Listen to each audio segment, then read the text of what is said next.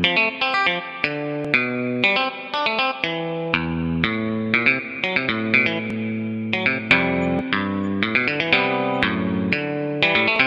God Lover yang dikasih oleh Tuhan Yesus Kristus. Senang berjumpa kembali dalam program Raise and God malam hari ini bersama Diaspora TV. Setelah melewati kesibukan sepanjang hari ini, mungkin ada situasi yang membuat jiwa Anda menjadi letih lesu dan berbeban berat. Jangan menyerah, sebab Tuhan mengundang kita semua untuk mengalami kelegaan. Marilah kepadaku semua yang letih lesu dan berbeban berat. Aku akan memberi kelegaan kepadamu. Itu yang dikatakan Tuhan Yesus kepada kita. Undangan sekaligus janji. Oleh sebab itu, mari apapun keadaanmu datang kepada Dia. Kita bersatu dalam doa. Bapa di surga, kami saat ini menghampiri tata kasih karunia-Mu, membawa hidup kami sepenuhnya kepadamu karena kami percaya Engkau tempat bergantung yang tidak pernah goyah. Engkau layak mendapatkan kepercayaan sepenuhnya dalam hidup kami. Keadaan kami yang membuat kami menjadi letih lesu, berbeban berat, membuat kami tertekan, membuat kami menjadi putus asa, membuat kami sepertinya tidak berdaya. Kami sangat percaya ketika kami menghampiri Engkau, Tuhan tidak hanya memberi kami kelegaan, tetapi Tuhan akan memberi kami kekuatan yang baru, memberi kami hikmat, membuka jalan keluar, sehingga masalah-masalah kami satu persatu akan terselesaikan. Dan selama itu belum selesai, kekuatan yang dari-Mu itu akan menopang kami, hati kami tetap alami ketenangan, ada damai, jiwa kami tetap mengalami kelegaan. Terpuji nama-Mu Bapa, dalam nama Tuhan Yesus kami berdoa. Amin. Saudara-saudara, sebagai manusia kita diciptakan memiliki kehendak bebas. Hidup kita ditentukan oleh apa yang kita putuskan, apa yang kita pilih. Tetapi sayangnya sebagai orang yang ada dalam dosa, ada dalam dunia yang berdosa, keputusan-keputusan manusia seringkali salah. Dan keputusan yang salah akan mendatangkan masalah dalam hidup ini. Kita akan belajar firman Tuhan bagaimana keputusan salah itu memang bisa berdampak membawa masalah yang kadang-kadang membuat orang menjadi sulit menjalani hidup ini. Kita akan belajar dari kisah orang Israel, dari Yosua pasal yang ke-9 ayat 1 sampai 14. Kita sudah tahu bagaimana orang Israel dalam pimpinan Yosua mengalahkan suku-suku yang mereka lalui, menaklukkan mereka. Tetapi ternyata mereka juga lakukan banyak kesalahan, dan setiap kesalahan yang mereka lakukan membuat mereka mengalami yang namanya masalah. Kita baca dulu ayat yang pertama dan kedua.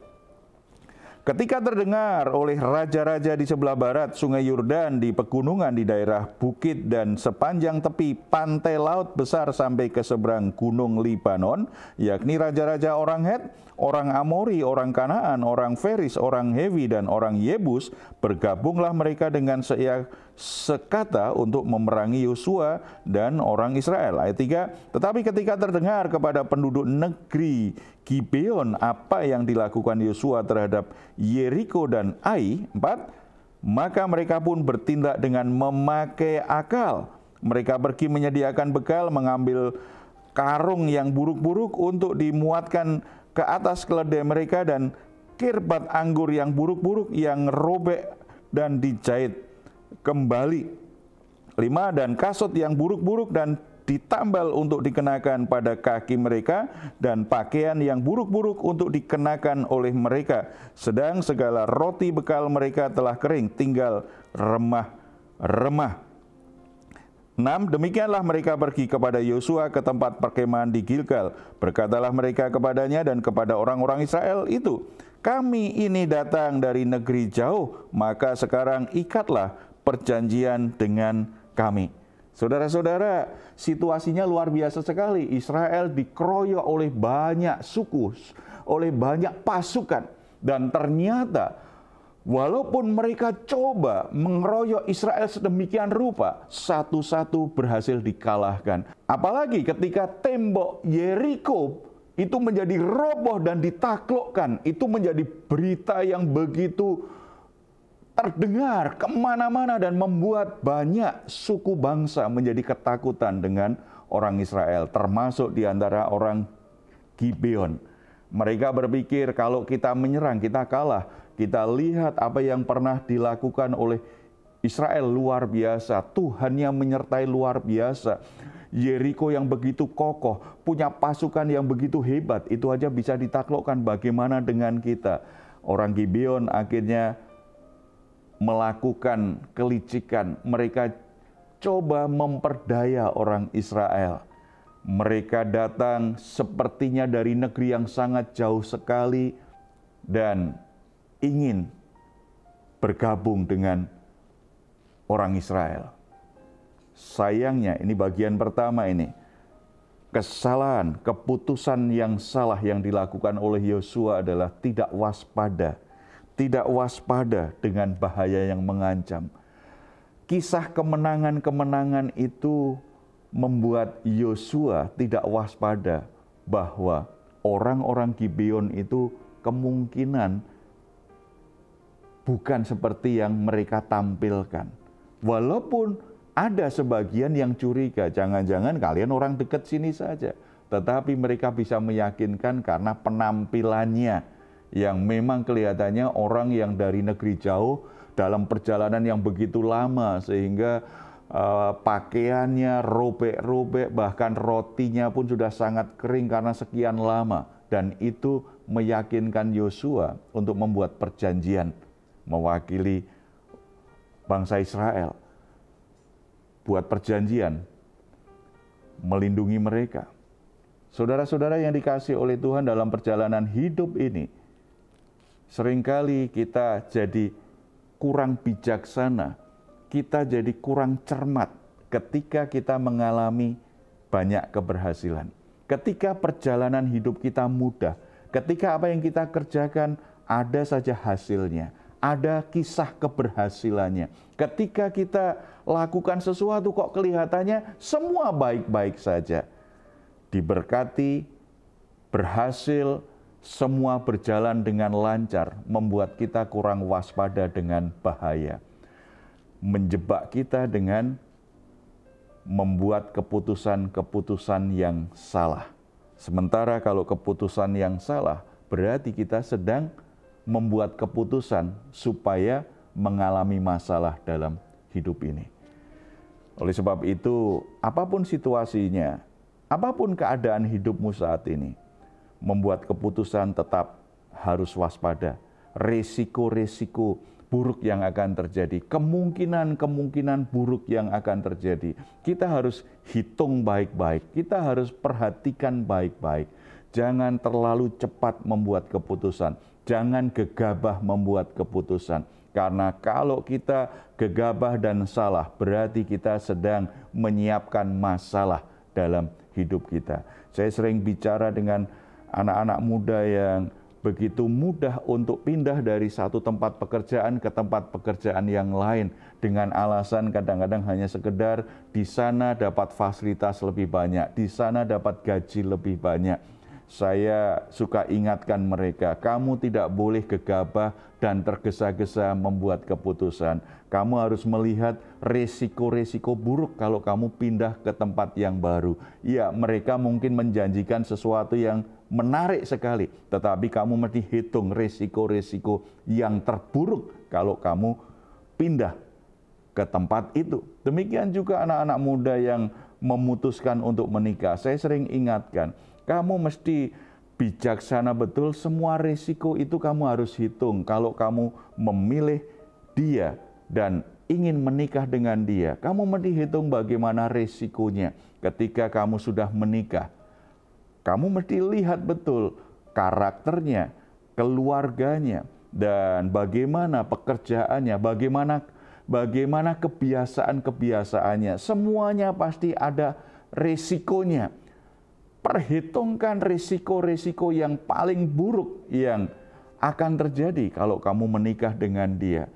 Ketika itu dihitung dengan baik supaya lebih siap. Kalau toh memang sudah sepakat komitmen untuk membuat pilihan itu, harus siap dengan hal-hal yang seburuk apapun tanpa harus menyalahkan orang lain, tanpa harus larut dengan penyesalan diri. Itu bagian dari konsekuensi sebuah keputusan. Intinya waspada dengan bahayanya sebelum membuat keputusan. Yang kedua, keputusan salah itu karena Yosua ternyata tidak minta petunjuk yang dari Tuhan. Ayat 14.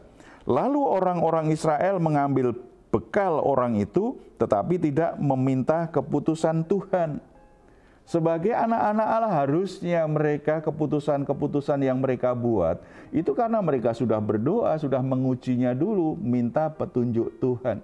Seperti yang dilakukan Musa, seperti yang dilakukan di kisah-kisah sebelumnya, bagaimana para pemimpin itu akan berkonsultasi dengan Tuhan. Apa yang harus dilakukan ketika diperhadapkan dengan hal-hal yang membuat mereka bingung atau membuat umat menjadi takut. Tetapi hal ini tidak berarti mereka berhasil diyakinkan orang Gibeon mempercayai cerita bohong yang mereka buat karena tidak waspada tadi.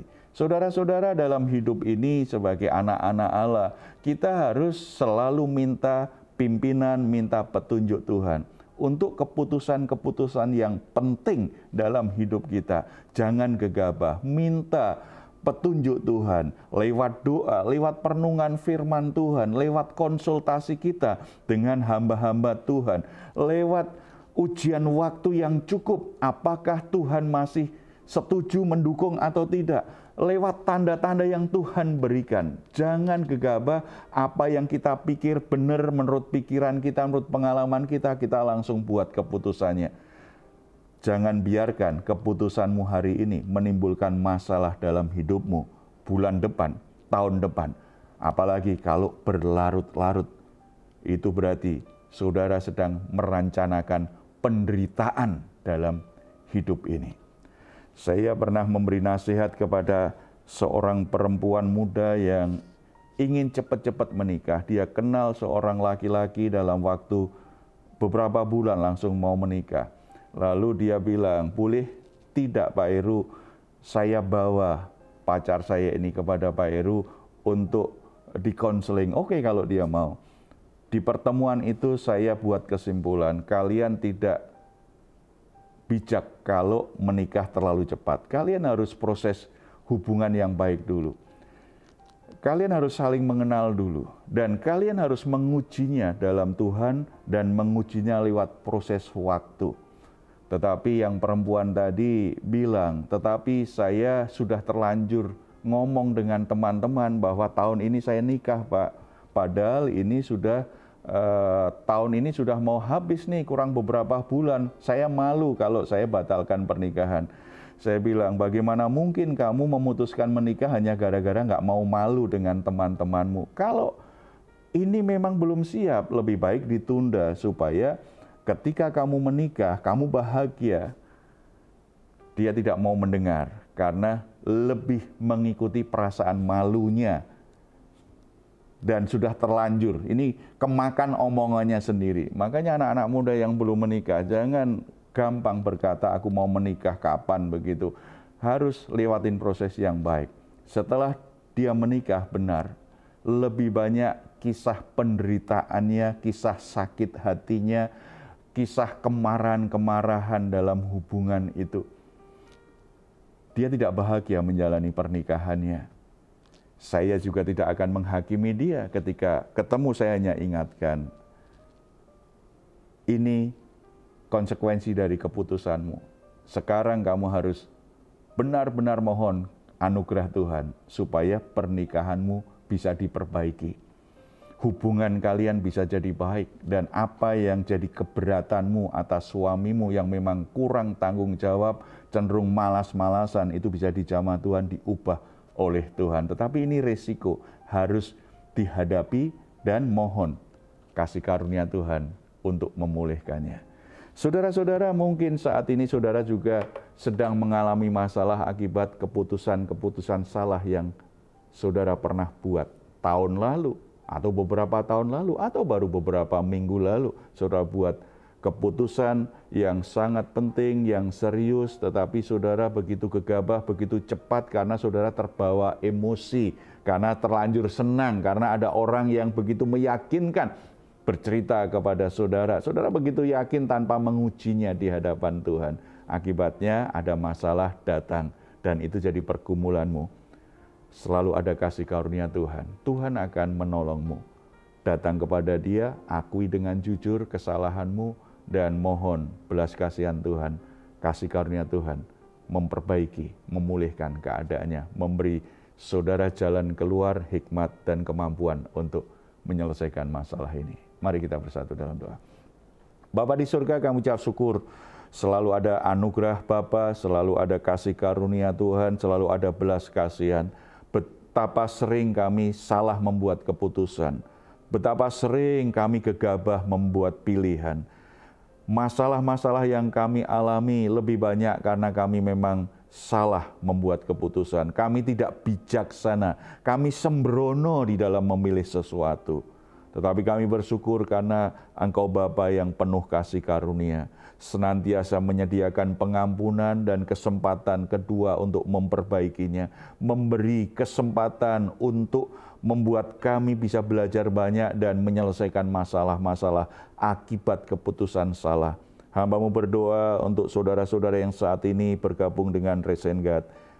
Mereka sedang mengalami masalah dalam rumah tangganya yang begitu kacau. Nyatakan anugerah-Mu.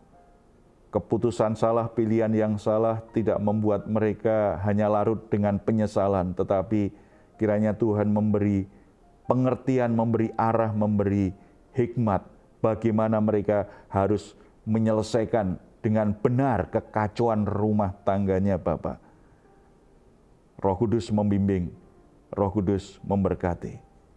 Yang sedang mengalami masalah yang berat dalam pekerjaannya, tidak seperti yang dipikirkan, ternyata ada begitu banyak masalah. Tuhan beri hikmat, beri kekuatan, supaya bisa bertahan dalam pekerjaannya, beri hikmat, jalan keluar yang terbaik.